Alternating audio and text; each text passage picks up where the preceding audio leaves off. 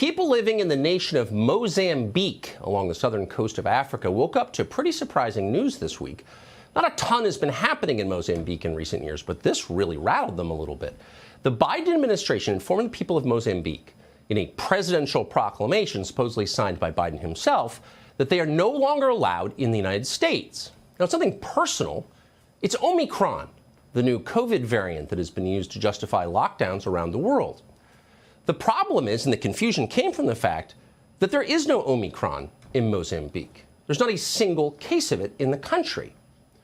So it's possible that one of the equity hires at the White House confused Mozambique with Botswana, where the other day 2 people may possibly have died of Ômicron. Either way, Mozambique and Botswana don't even share a border, so people in Mozambique were highly confused and probably a little hurt. Today, Tony Fauci, who was the person, of course, who signed off on this travel ban, was asked about this by an African reporter. You know, Fauci replied, that's a good question, an important question. And then Fauci didn't answer it or even hint at an answer. So as of right now, we still don't know why there is a White House travel ban on Mozambique. Presumably the answer is because it's in Africa. And Africa is where all of this started just a few days ago, when the head of the South African Medical Association, a physician called Angelique Coetzee, noted that she had seen patients with a new variant of the coronavirus.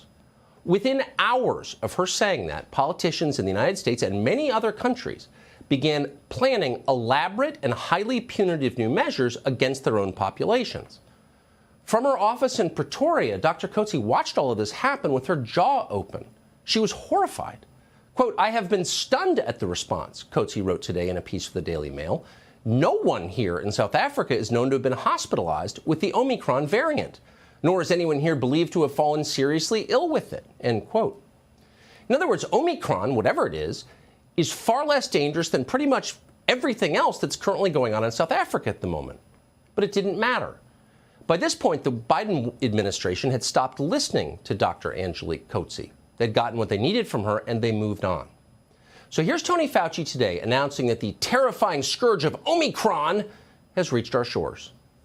A recent case of COVID-19 among an individual in California was caused by the Ômicron variant. The individual was fully vaccinated and experienced mild symptoms, which are improving at this point. Okay, so let's just parse this just for a moment. A fully vaccinated person in California has Ômicron and is doing fine. So what can we conclude rationally from this? Well, obviously the most stringent COVID restrictions in the country are not stopping the spread.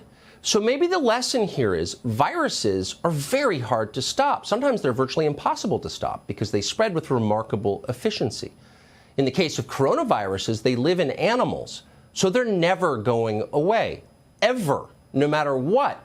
They don't tell you that, but it's true. So given all of those facts, it's possible we would be better off working on medicines to keep those viruses from killing vulnerable people.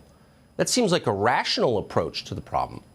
And yet is the one thing the Biden administration is completely uninterested in doing. No interest whatsoever in doing that. Olá pessoal, tudo bem? Aqui é o Tradutor, é graças a essas pessoas incríveis que eu posso estar trazendo conteúdo para vocês. E é isso aí pessoal, não se esqueçam de deixar seu like, seu comentário e até mais. Fui, grande abraço.